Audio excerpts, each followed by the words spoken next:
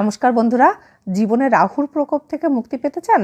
তাহলে রথযাত্রার আগে করুন এই কাজগুলি।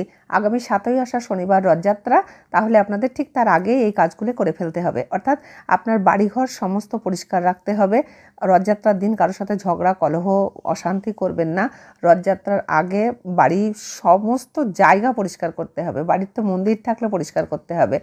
বাড়িতে কোথাও মাকড়সার জাল রাখা চলবে না, ভাঙা আয়না রাখা চলবে না, অব্যবহৃত ঝাঁটা ঝাঁটা বারণ অনেক সময় হয়, যা নষ্ট হয়ে গেছে, ছোট হয়ে গেছে, খারাপ হয়ে গেছে, বাড়ির চারিপাশে এদিক ওদিক ফেলা আছে, সেগুলোকে রাখা চলবে না।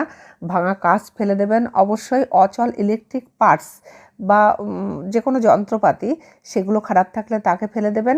মরা কোনো কাজ বাড়িতে রাখবেন না। বাড়ির মেন গেট পরিষ্কার রাখবেন। দেখবেন এই সমস্ত কাজগুলি যদি রথযাত্রার আগে করেন, তাহলে আপনার বাড়িতে স্বয়ং ভগবান নিজেই চলে আসবে এবং আপনার বাড়ির সুখ সমৃদ্ধি অর্থের মধ্যে